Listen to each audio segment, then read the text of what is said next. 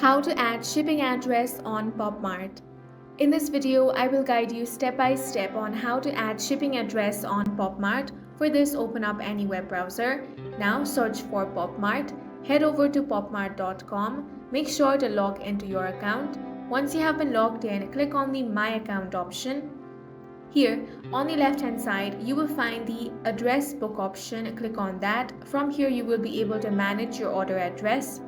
Now, click on the Add a New Address option. You will have to fill in these details, so start by entering your first name, then enter your last name. Now enter your phone number. Now enter your address. Then select your state. Now enter your zip code. If you want to make this your default address, check the box that says Set as Default Address. Now click on the Save option. Once you do that, your shipping address has been added. If you want to edit that, click on the Edit button.